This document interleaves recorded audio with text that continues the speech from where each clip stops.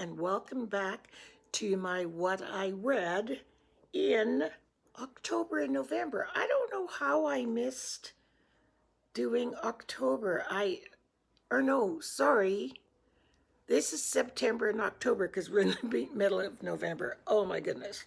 I don't know how I missed September. I don't know. I was going through some health issues, and you know how the time just rolls by, and I thought for sure I had done it. And then just now when I was just looking, I realized, oh my goodness. So I sincerely apologize for that. And also, I just want to say up front, there's construction going on at our house. We're getting a new front door. Can you hear that sawing? And in the backyard, somebody is sawing down a tree. And I thought if I wait any longer to put these uploads up, it'll be pointless. So I apologize for the extraneous noises, but it's not going to stop me. So for this book review, I'm going to be reviewing 4 books, I believe, 4 or 5. I think it's 4. So the very first one I'm going to review is called The Perfect Family by Robin Harding. And this book is about a typical family that lives in a typical suburb. Typical family in that they're keeping up with the Joneses and everything appears to be going well. Then all of a sudden, somebody starts throwing eggs at their home and starts directing, first of all, mild vandalism to their home, which increases as the book increases. The book is told by each character. So it starts off with a mom whose name is Viv, and her husband, Thomas, their daughter, Taryn, and their son, Eli. Taryn is the youngest. And so as you read through each individual family member, it becomes apparent that each one of them has a reason why somebody would be targeting their home. But they haven't shared these reasons with the other family members. So it's a very interesting read. I wasn't sure that I liked the ending, but now that I think back on it, yeah, I just don't know. So I would give it a 4. It was good. It was kind of suspenseful, but not in kind of a criminal way, but just suspenseful and like, well, who's doing this to this family and why are they doing this? So it's called The Perfect Family.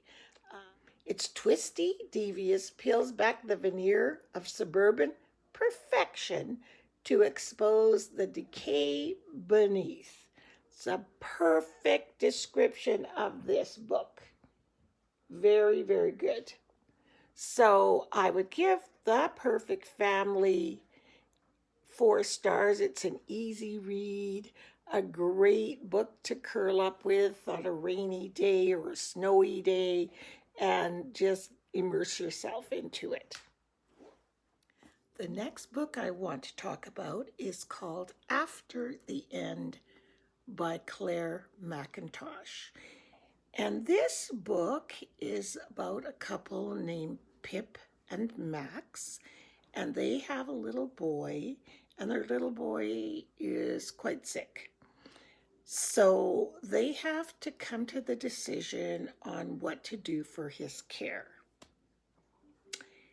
And without telling too much, they both don't agree. They're both like almost like polar ends of how things should be done or he should be treated. So the book is almost like, it reminded me of a choose your own adventure. Like if you go this way, the story wraps up like this. If you go this way, the story wraps up like this. And it's very, very interesting and touching, and it makes you think at the end, what would would you do? Like, what would your decision have been? What would you do? And I love that they also brought in the perspective of the pediatrician who was caring for their little boy, and from her perspective as well. It's really, really well written, and it definitely makes you question things that you probably would have never thought about if you didn't have a sick child or family member. And it's basically like at the end when you close the book, it's like, what would I do in that same situation? At the beginning of the book, I felt a certain way. I thought, oh, I think Pip, the mom, is right in her, what she thinks. And then as I read on, I was like, well, I think the dad is right. And it's really a hard decision, and it really makes you understand how sometimes these decisions can just be impossible to make. But it is an excellent, excellent read. And just because it makes you question what your beliefs are on certain situations when it comes to health and welfare and recovery of a sick family member. So it's called After the End by Claire Mcintosh. And I loved it. It was a very, very good read. I would give it a 5 stars. My friend Laura had told me about this book. I read it on my Kobo e-reader. And it's so funny if I read a book on my e-reader that's really, really good, I find myself going to turn the page, but there's no page because it's computer. But that's how I know it's a good book, when it makes you believe you're still reading a paper in your hand kind of book. Very good. After the End by Claire Mcintosh. The next book I want to review is called Lover or Lose Her by Tessa Bailey. And to be perfectly honest, this is a DNF book for me. Did not finish, chose not to finish. It is a book about a couple who have been childhood sweethearts since since school. They fell in love in school, got married, so they've probably been together now for about, I want to say, well over 10 years. Well over 10 years. For me in this book, Love Her or Lose Her, I found that it was really unrealistic that a couple that's been together for almost 15 years, that they have, every time he sees her, he has this animalistic desire for her, that he can't even carry on a conversation without wanting to hop in the sack with her. Those kind of books for me, it's just not my kind of read. Other people might like that. I don't mind if there is intimacy in a book, but when it seems to be gratuitous, I was like, I don't have time for this, because it's unbelievable. It's not believable to me that somebody that's seen someone every single day, that is going to be the state of their relationship. You can't even walk in the door and see somebody and you want to jump their bones every single day. That's not a love story to me. It's kind of weird. I don't know. Just me. So I couldn't read any more about that over and over and over again. Love it or lose her. And it's basically, she decides that he doesn't show her any other attention except for that one reason. And so she decides to leave him, and then they decide they're going to go and seek counseling. So maybe if I continued on, I would have found out more. So I can't really review the book, but I'm just reviewing what I read. So I didn't like the book at all. Love Her or Lose Her. So maybe the title is, in fact, as opposed to being obsessed with her, love her, like truly love her or lose her. But I can't tell you because I don't know. Because I just thought there's too many good books to read for me. I don't need to finish this. So it's a DNF. I usually read a book, even if it's not that great. I'll start it and I'll finish it. But this one, I just, no, not for me. The next book I want to talk about is called Welcome Home by Najwa Zebian. And it's more of a self-help book. So it's a guide to building a home for your soul. So basically, if you want happiness, to prepare your home for that happiness like it's a guest and creating a blueprint for that to happen. So this to me, for me, is a ongoing kind of a workbook reading book. It's really good and it has some beautiful, beautiful quotes. She's from Lebanon and she left Lebanon at 16 and she has come to age as a young Muslim woman in Canada. And she's building an identity for herself as she learns to speak her truth. And this book is really good, especially for young women, but any woman that needs to find their voice and needs to find a way to speak their truth and live in their truth. And Welcome Home is, well, it all starts within, basically.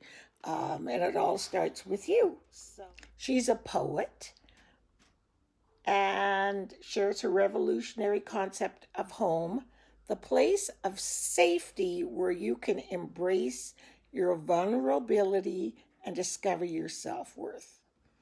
It's a place where your soul feels like it belongs, where you are loved for who you are. So this is about another self-love book, not waiting for somebody else to tell you you're worthwhile or you're worth loving or you have value.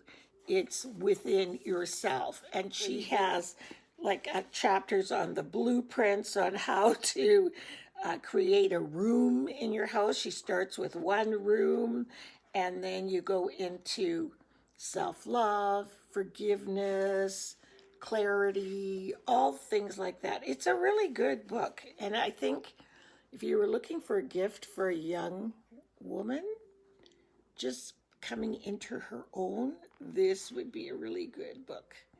Welcome Home. I'm not completely finished yet. I almost am, but I think it's really, really good. And then the very last book I have here is Left Neglected by Lisa Genova. This was so good. I really, really, really enjoyed this book.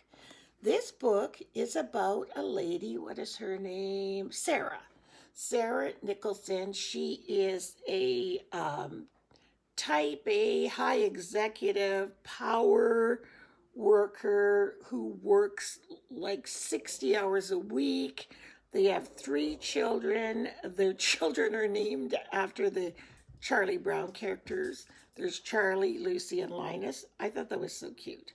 I don't think I can't remember the reason why, but I don't think it was intentional at first. But anyway, and she's married to her husband. Again, they're both, full-time high executives. She is on the go, go, go, go, go, moving fast here, zipping there. And then something happens that totally flips their world upside down. And how Sarah, has to adapt and adjust and how it changes her. And it's a book about that drastic change. It's also a book about family relationships with her and her husband, her and her children, and her mother, and embracing a new normal, I guess. I really love this because if anybody's ever had chronic illness or something happen where your life just changes, you're working full time, then all of a sudden you can't do that anymore and you have to adjust to a new normal. This book is really good. And I was reading and I was thinking, where are we going with this? Like, where's it going to go? Where does it go? But in the ordinary of the new normal, it takes you places that are very touching. And yeah, I loved it. Love this book. Left Neglected by Lisa Genova.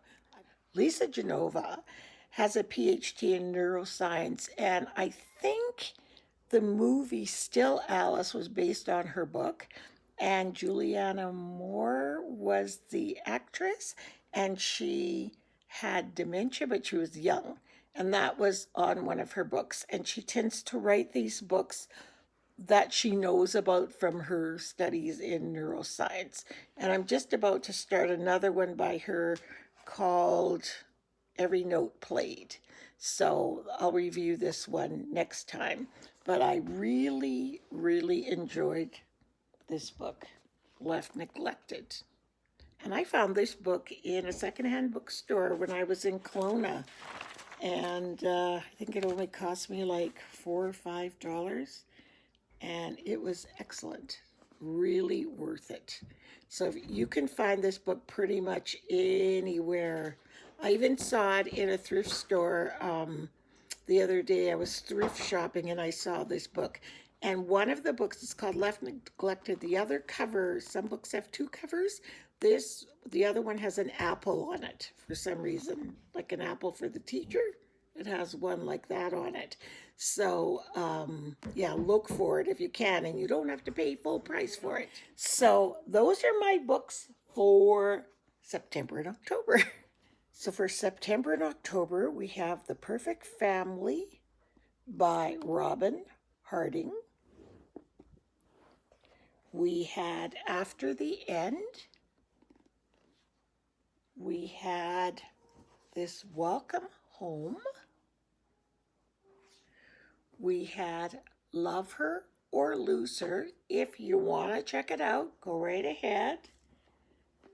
And lastly, but not least, Left Neglected by Lisa Genova. So again, I apologize for posting this so late. I don't know what was going on with me. But anyway, I'm on to my reading books for November. And so I'll see you guys all really soon. And happy reading. Bye.